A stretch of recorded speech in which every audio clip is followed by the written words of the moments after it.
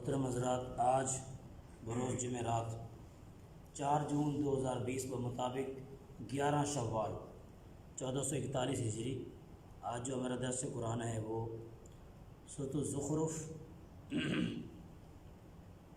آیت نمبر 60۔ اعوذ باللہ من الشیطان الرجیم، بسم اللہ الرحمن الرحیم۔ وَلَوْ نَشَاءُ لَجَعَلْنَا مِنْكُمْ مَلَائِكَةً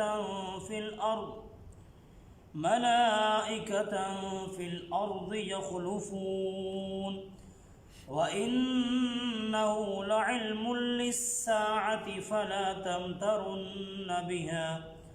فلا تمترن بها واتبعون هذا صراط مستقيم ولا يصدنكم الشيطان إنه لكم عدو مبين۔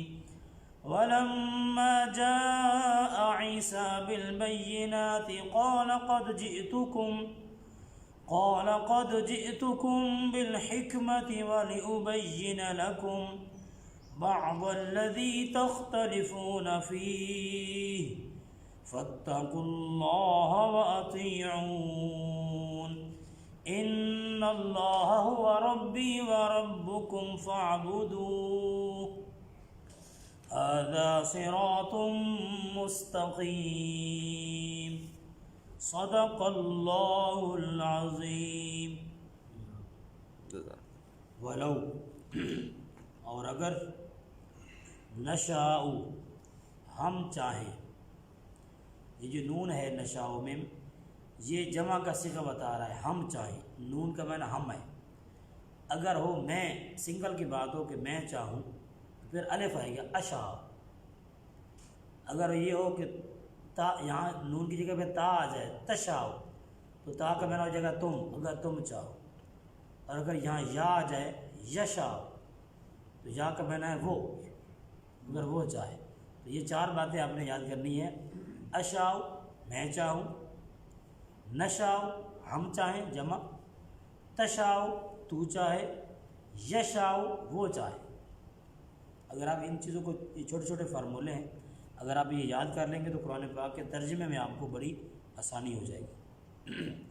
وَلَوْ نَشَاءُ، اور اگر ہم چاہیں، اگر ہم چاہتے، لَجَعَلْنَا، تو ضرور بنا ڈالتے، بسا ڈالتے۔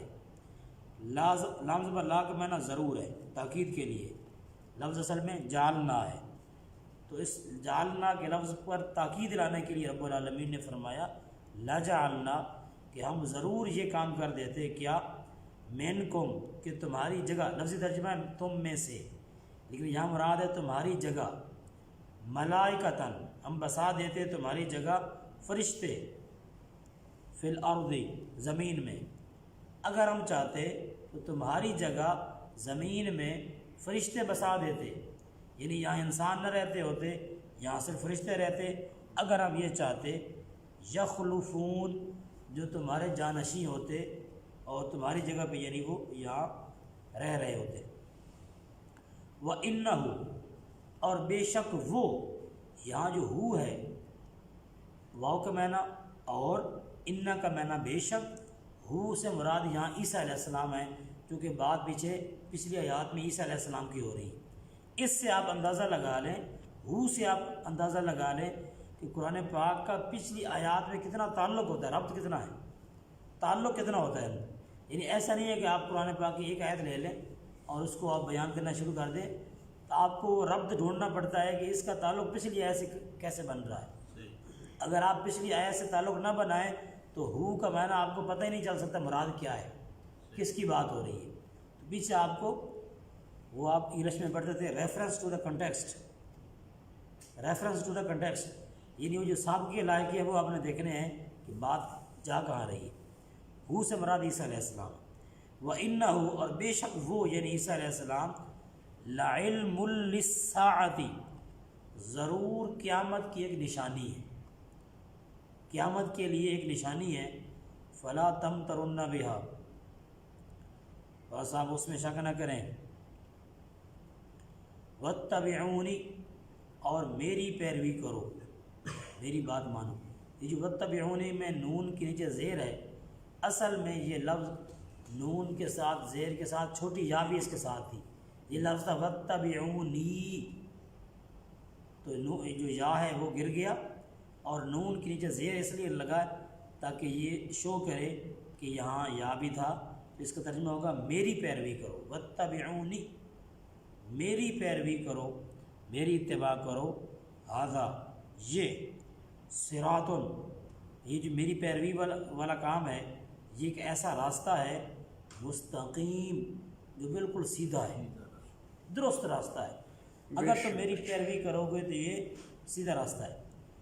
ولا یصدنکم، واو کا معنی اور، لا کا معنی نہیں، یصدنکم، میں نے آپ کو بتایا کہ یا زبر یا کا معنی قرآن پاک میں وہ ہوتا ہے، وہ تمہیں نہ روکے، ولا یصدنکم، اور وہ تمہیں روکنے نہ پائے۔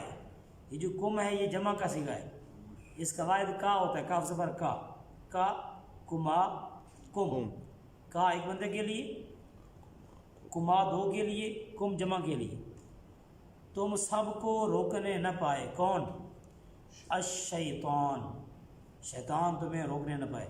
شیطان کی نون کے اوپر جو پیش ہے یہ بتا رہی ہے کہ شیطان فاعل ہے، روکنے والا شیطان ہو سکتا ہے، اور شیطان تمہیں روکنے نہ پائے، کس سے؟ جو پیچھے بات ہو رہی ہے سیدھے راستے کی، اس سیدھے راستے سے شیطان نہ روکنے پائے۔ انہو، بے شک وہ، اب یہاں ہو سے مراد کیا ہے؟ شیطان۔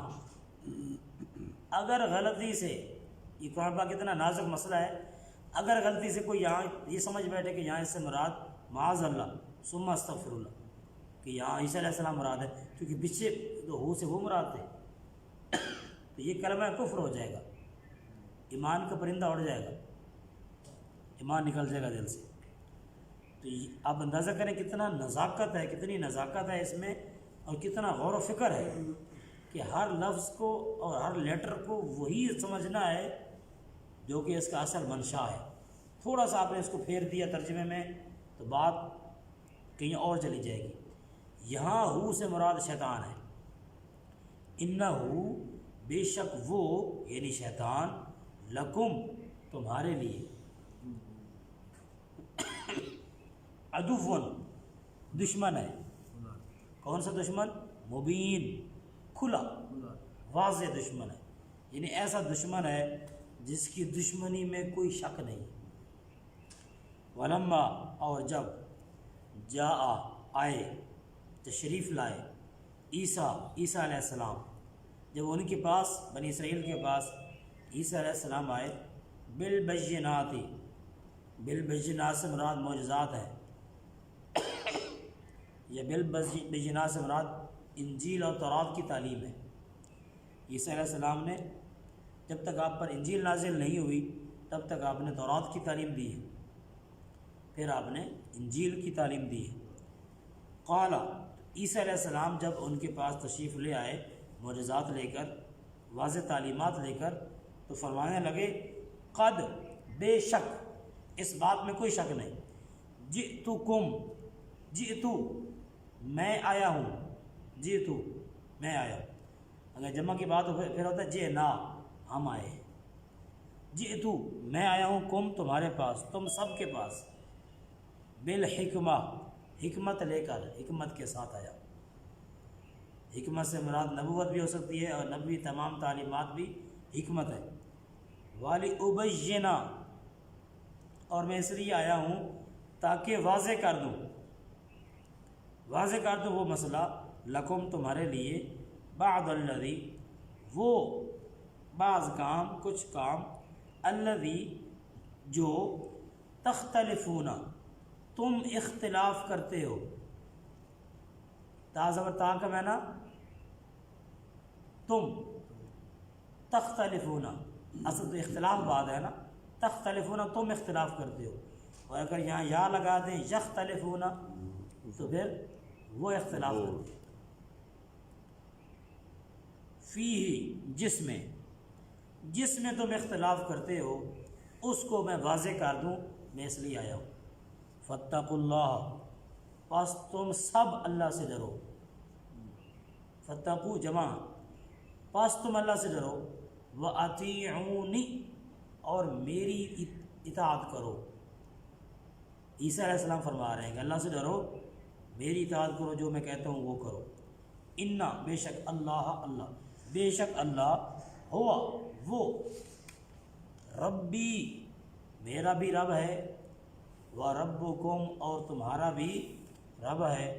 فَاعْبُدُوهُ، یہاں حافظ ہو سے مراد کون ہے؟ اللہ. پس تم سب اس کی عبادت کرو. ہو اس کی، اللہ کی عبادت کرو تم سب مل کر. فَاعْبُدُوهُ جمع کا صیغہ. ھذا، اگر تم اللہ کی عبادت کرو گے تو یہ جو تمہارا کام ہے، ھذا یہ، صراط، یہ بھی وہی راستہ ہے، مستقیم جو بالکل سیدھا ہے.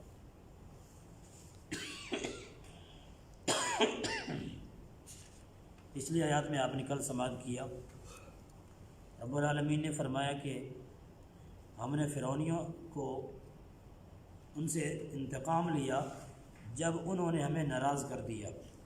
جب موسیٰ علیہ السلام فرعون کے دربار میں جاتے ہیں، رب العالمین کا پیغام پہنچاتے ہیں، فرعون مذاق اڑاتا ہے اور ماننے سے انکار کر دیتا ہے. موسیٰ علیہ السلام کے معجزات کو جادو سے تعبیر کرتا ہے کہ یہ تو جادو ہے، اور مقابلہ کرنے کے لیے 70,000 جادوگر آتے ہیں. پورے اس کی سلطنت سے 70,000 بندوں کو اکٹھا کیا جاتا ہے جو بڑے ایکسپرٹ ہیں جادو کرنے میں. وہ پہلے آگے پوچھتے ہیں وہ جادوگر، اگر ہم جیت جاتے ہیں تو پھر ہمیں انعام کیا ملے گا؟ تو فرعون کو کہتا ہے تمہیں اور بھی انعامات بڑے ملیں گے، مگر ایک انعام تمہیں یہ ملے گا کہ تم میرے خاص قریبی بن جاؤ گے. تمہاری کرسیاں میری کرسی کے ساتھ ساتھ ہوں گی، تم میرے قریبی وزیر مشیر ہو. یہ اس زمانے میں بڑی ایک فضیلت تھی، بڑا اعزاز تھا جی کوئی جس کی کرسی فرعون کے قریب ہو جائے. مقابلہ ہوتا ہے، وہ اپنی رسیاں پھینکتے ہیں جو بظاہر لگتا یہ ہے کہ وہ سانپ ہیں، سانپوں کی طرح حرکت کرتی ہوئی نظر آتی ہیں.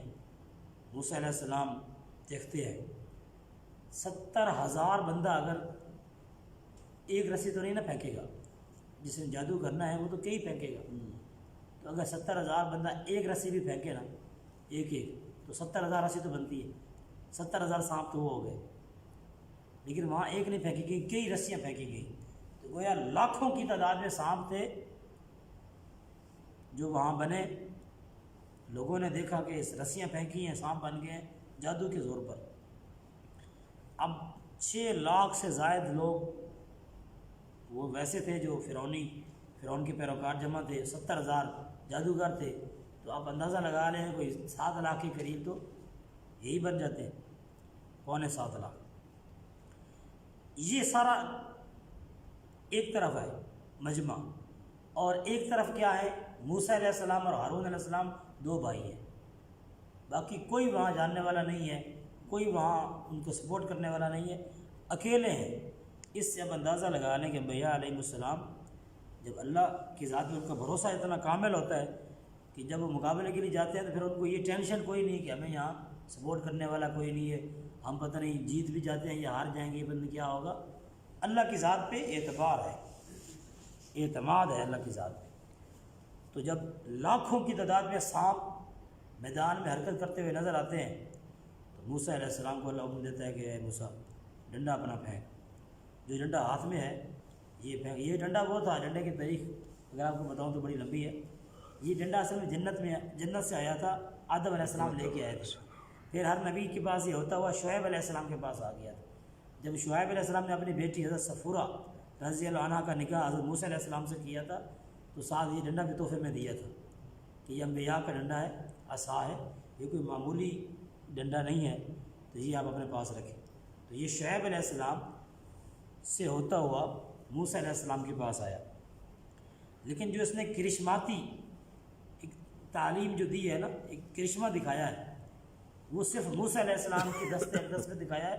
ہر نبی کے پاس یہ اس طرح پھینکنے سے سانپ اژدہا نہیں بنتا تھا، صرف موسیٰ علیہ السلام کے ہاتھ پہ اس کا یہ اعجاز سامنے آیا ہے۔ موسیٰ علیہ السلام وہ ڈنڈا پھینکتے ہیں، ایک بہت بڑا سانپ بن جاتا ہے، اژدہا بن جاتا ہے، اتنا بڑا اژدہا ہے کہ وہ ایک چکر کاٹتا ہے اور لاکھوں سانپ وہ نگل کر اندر لے جاتا ہے۔ ایک ہی چکر میں اس نے لاکھوں، منہ کھلا ہے، اس کا کھلا منہ ہے، کھلے منہ سے وہ جا رہا ہے اور وہ اڑ اڑ کے اس کے منہ میں آ رہے ہیں چھوٹے چھوٹے سانپ، وہ جو رسیاں انہوں نے پھینکی تھی، اور جادوگروں نے سانپ بنائے تھے۔ اور جب اس نے کھڑا ہو کر سارے کھا کر جیسے جیسے فرعون کی طرح منہ کر کے کھڑا ہوا، یہ روایات ہے، اس کی تفصیل ہے، اور اس نے آواز نکالی، اس آواز کا یہ رعب اور دبدبہ تھا کہ فرعون اپنے سونے کی کرسی چھوڑ کے بھاگ نکلا۔ یہاں پر علماء نے ایک بات نقل کی ہے کہ اس واقعے کے 6 ماہ بعد فرعون غرق ہوا ہے، اس واقعے کے 6 ماہ بعد، 6 ماہ میں اس کی موشن نہیں رکے، اتنا بیمار رہا ہے وہ، اس سے پہلے کبھی بیمار نہیں ہوا تھا۔ وہ جو اژدہا دیکھا نا، اژدہا کا جو آواز تھا، زوردار آواز اس کی، اور اس کا جو سائز تھا، بہت بڑا سائز، تو وہ اچھا جب وہ فرعونی بھاگے وہاں سے، بھگدڑ مچی، اس بھگدڑ میں ہزاروں لوگ مرے ہیں، اندازہ کریں آپ، 6 لاکھ آدمی جب بھاگے، اندازہ کریں جب بھگدڑ مچے 6 لاکھ بندے بھاگے تو ہزاروں کا مرنا اس میں کوئی تعجب کی بات نہیں ہے، اتنے زیادہ لوگ یعنی مرے بھگدڑ کی وجہ سے۔ اور 70,000 جادوگر، جب انہوں نے دیکھا کہ اگر یہ جادو ہوتا تو ہماری کوئی سمجھ میں آ جاتا، یہ جادو نہیں ہے، کیونکہ اتنا بڑا سانپ ہم نہیں بنا سکے، ہم ایکسپرٹ ہیں جادو کرنے میں، یہ تو کوئی غیبی طاقت ہے جو موسیٰ علیہ السلام کے ساتھ ہے، جو ہماری سمجھ سے بالا تر ہے۔ تو جو بڑا جادوگر تھا اس نے اشارہ کیا، اس نے کہا لو جی میں سجدے میں گر رہا ہوں تو تسی دیر نہیں لانی، فوراً میرے نال ہی سجدے میں گر جاؤ۔ تو وہ موسیٰ علیہ السلام کے حضور سجدے میں گر گئے، اور یہ سجدہ تعظیمی تھا، عبادت کا سجدہ نہیں تھا، یہ عزت احترام کے لیے سجدہ تھا، جو کہ ان شریعتوں میں جائز تھا۔ 70,000 جادوگر جو پہلے جادوگر تھے، اب وہ موسیٰ علیہ السلام پر ایمان لا چکے ہیں، موسیٰ علیہ السلام کے صحابی ہیں۔ وہ موسیٰ علیہ السلام جو اس واقعے سے پہلے صرف اکیلے ہارون علیہ السلام ان کے ساتھ تھے، اب 70,000 ان کے ساتھ ہو گئے، یہاں موسیٰ علیہ السلام کے ساتھ ہیں۔ ہم موسیٰ علیہ السلام کے ساتھ ہیں، اندازہ کریں اللہ کی قدرت کی نشانیاں آپ دیکھیں۔ ابھی تھوڑی دیر پہلے وہ اکیلے کھڑے تھے، ایک بھائی اور وہ، بس دونوں ہی، لیکن 70,000 آدمی اب جان چھڑکنے کے لیے تیار ہیں موسیٰ علیہ السلام کے ساتھ۔ اب ان کی ہمدردیاں ہیں، اور موسیٰ علیہ السلام کے اشارے پر مرنے کے لیے تیار ہے۔ ایک آن میں دنیا نے یہ دیکھا، ایک لمحے کے اندر اتنی بڑی تبدیلی آئی، ایک لمحے کے اندر جب فرعون نے ان کو دھمکی لگائی نا کہ تم ایمان لے آئے ہو میرے پوچھے بغیر، کس نے کہا تمہیں، میں تمہیں سولی لٹکا دوں گا، یہ کر دوں گا، وہ کر دوں گا، تو انہوں نے کیا بات، اتنی جرت سے بات کی ہے، فقد ما انت قال، تو جیڑا کرنا ہے کر لے، یہ اس کا پنجابی میں ترجمہ ہے، تو جو کرنا ہے تم نے کر لو، ہم ایمان لا چکے ہیں۔ انا نطمع، ہمیں امید ہے کہ جب ہم اللہ کی بارگاہ میں جائیں گے وہ ہمیں انعامات عطا کرے گا انشاءاللہ۔ اور انہوں نے بہت فصیح و بلیغ گفتگو کی ہے فرعون کے پاس، اس کے سامنے، کہ تو نے جو کرنا ہے کر لے۔ اور پھر اتنا بڑا ظلم کہ 70,000 آدمی اسی ٹائم قتل کر دیے جاتے ہیں، شہید کر دیے جاتے ہیں، 70,000 آدمی ایک ہی ٹائم میں شہید کر دینا ان کو، کتنا بڑا یہ المیہ ہے۔ لیکن انہوں نے شہادت قبول کر لی ہے، لیکن فرعون کی بات ماننے سے انکار کر دیا ہے۔ یہ جب ہم ان آیات پہ غور کرتے ہیں نا، جب اس واقعے پر، تو اس سے ہمیں یہ بات سمجھ میں آتی ہے کہ یہ جرت اللہ اس امت کے اندر پیدا کرنا چاہتا ہے، کہ یہ امت جس کے دل میں ایمان ہے نا، جب ان کی جادوگروں کے دلوں میں ایمان نہیں تھا تو وہ ایک عام جادوگر تھے، ان کی کوئی حیثیت نہیں تھی۔ جب ایمان آیا تو اپنے آپ کو رب کہلانے والا ایک جابر حکمران، اس کے سامنے بھی جرأت سے بات کرتے ہیں۔ اللہ اس امت کے مسلمانوں کے اندر وہ جرأت چاہتا ہے، اتنا شجاع ہو مسلمان، اتنا بہادر ہو۔ بلاخر وہ لمبی بات ہے، پھر وہ ہمارا درس ہی رہ جانا ہے۔ تو اس طریقے سے رب العالمین نے موسیٰ علیہ السلام کی مدد فرمائی، اور جب موسیٰ علیہ السلام کو اللہ نے حکم دیا کہ آپ اس کو پکڑ لو، تو موسیٰ علیہ السلام نے اس کے منہ میں ہاتھ ڈالا، منہ کے پاس، اور اس کو پکڑا تو وہ دوبارہ ڈنڈا تھا، وہ سانپ نہیں تھا، اب اس کی سانپ کی شکل ختم ہو چکی تھی، وہ وہی عصا تھا۔ تو فرعونی نے جب دیکھا مڑ کر کہ وہ تو موسیٰ علیہ السلام نے پکڑا ہے، تو وہ تو پھر ڈنڈا ہے، وہی عصا ہے، وہ تو سانپ ختم ہو گیا۔ تو اپنی عقل پہ ماتم کرنے لگ گئے کہ ہماری حیثیت کیا ہے، ہم اتنے بڑے سانپ سے ڈر کے بھاگ رہے تھے، وہ تو ڈنڈے کا ڈنڈا ہے۔ تو یہ سمجھنے کے لیے بڑی اس میں نشانیاں تھیں ان کے لیے، مگر وہ جب ایمان نہیں لاتے تو پھر ان کو، فرعون کو اور اس کے درباریوں کو اللہ نے ڈبو دیا کہ اتنے بڑے واضح معجزات دیکھ کر بھی تمہیں ایمان نہیں لائے، تو پھر تمہاری سزا یہی ہے کہ تمہیں پانی کے اندر غرق کر دیا جائے۔ عیسیٰ علیہ السلام کے بارے میں یہاں اگلی آیات میں بات چل رہی ہے کہ عیسیٰ علیہ السلام وہ اللہ کے بندے ہیں جن پر اللہ نے انعام کیا، اور ان کو بنی اسرائیل کے لیے اللہ نے نمونہ بنایا تھا کہ اے بنی اسرائیلیو، تم عیسیٰ علیہ السلام کو دیکھ کر زندگی گزارو، یہ تمہارے لیے مینارہ نور ہیں، مشعل راہ ہے۔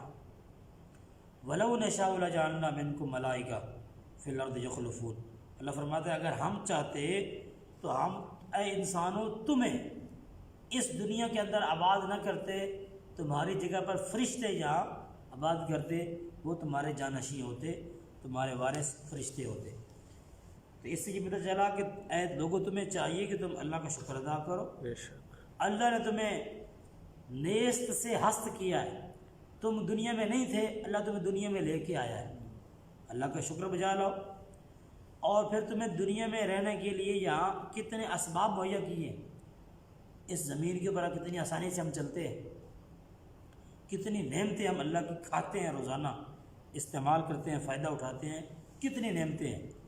تمہیں چاہیے کہ اللہ کا شکر بجا لاؤ۔ اگر ہم چاہتے تو یہاں جیسے تمہارے انسانوں سے پہلے جہاں جنات تھے، اس زمین پر آدم علیہ السلام کے اترنے سے پہلے یہاں جنات آباد رہے ہیں۔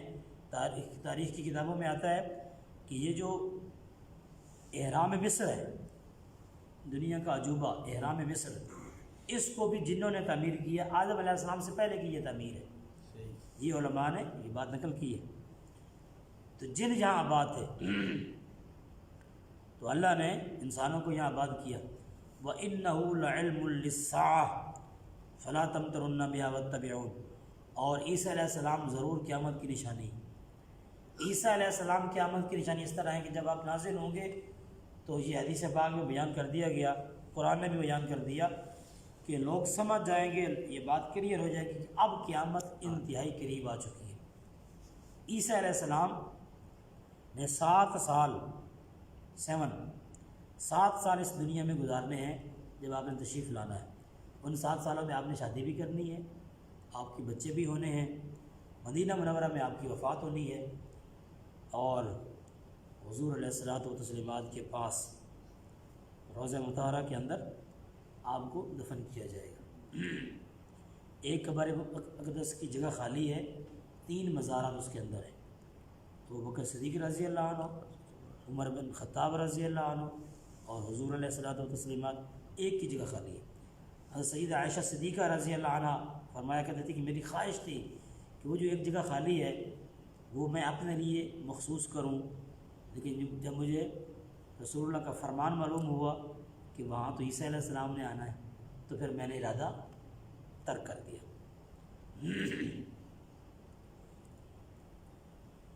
وَإِنَّهُ لَعِلْمٌ لِلسَّاعَةِ، اور وہ ضرور قیامت کی نشانی ہوں گے۔ فَلَا تَمْتَرُنَّ بِهَا، اس میں کوئی شک نہ کرے۔ وَاتَّبِعُونِ، میری بات مانو، میری اتباع کرو، میری تعلیمات پر عمل کرو۔ هَذَا صِرَاطٌ مستقیم، یہی سیدھا راستہ ہے۔ اگر سیدھا راستے کی تمہیں تلاش ہے تو سیدھا راستہ دکھانے والا دنیا کے اندر وہ آج قرآن ہے یا سنت ہے. کتاب و سنت سے باہر نہیں جانا. کتاب اور سنت، قرآن اور حدیث، یہ ہے سیدھے راستے دکھانے والے. ولا یصدنکم الشیطان، اور تمہیں شیطان ہرگز نہ روکے سیدھے راستے پر عمل کرنے سے، سیدھے راستے پر چلنے سے تمہیں شیطان نہ روکنے پائے. انہ لکم عدو مبین، بے شک وہ تمہارا کھلا دشمن ہے. ولما جاء عیسیٰ بالبینات، اور جب عیسیٰ علیہ السلام آئے معجزات لے کر، قال قد جئتکم بالحکمہ، فرمانے لگے میں تمہارے پاس حکمت لے کے آیا ہوں، دانائی کی باتیں، سمجھداری کی باتیں لے کے آیا ہوں. وَلِأُبَيِّنَ لَكُمْ بَعْضَ الَّذِي تَخْتَلِفُونَ فِيهِ، اور میں اس لیے آیا ہوں تاکہ وہ چیز ظاہر کر دوں، بیان کر دوں، کھول کر رکھ دوں جس کے اندر تمہارا آپس میں اختلاف ہے. عیسیٰ علیہ السلام جب بنی اسرائیل میں تشریف لاتے ہیں تو یہ وہ زمانہ ہے کہ مذہبی مباحثے، مناظرے یہ چلے آ رہے تھے. چھوٹی چھوٹی باتوں پہ جہاں ان کی لڑائی جھگڑے، جیسے آج ہماری صورت حال ہے. جب ہلاکو خان بغداد میں آیا تھا تو اس نے مسلمانوں کی حالت دیکھی کہ مسلمان جمعے کے خطبے میں گھنٹہ تقریریں کرتے ہیں، اور موضوع پتہ کیا ہوتا ہے کہ جو سوئی کا سوراخ ہے اس میں سے ایک وقت میں کتنے فرشتے گزر سکتے ہیں. یہ ٹاپک تھا جمعے کا بغداد کے اندر. تو اس کا دماغ آؤٹ ہو گیا سن کر، کہتے یار یہی کام رہ گیا تھا.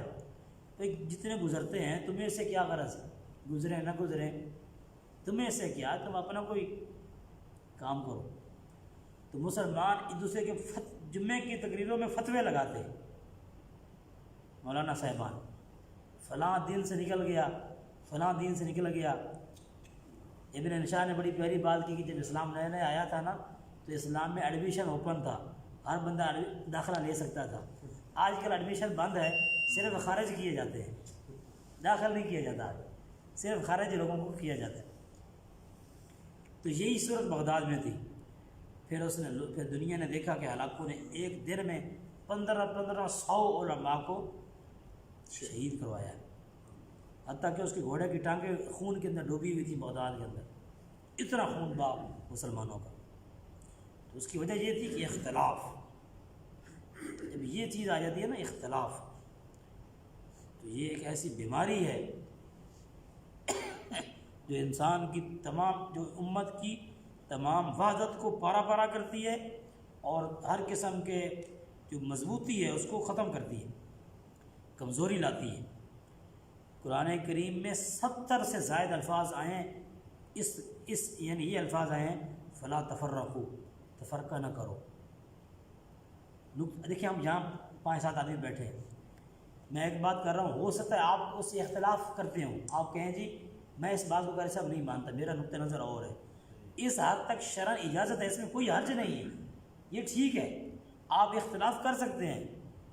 لیکن اگر آپ یہ کہیں جی کہ آپ تو جاہل ہیں، آپ کو تو پتہ نہیں ہے، آپ نے یہ بات کیوں کر دی ہے، اس چیز سے قرآن نے منع کیا ہے.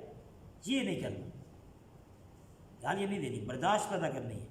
نقطہ نظر دوسرا ہے اس کو قبول کرو، ٹھیک ہے.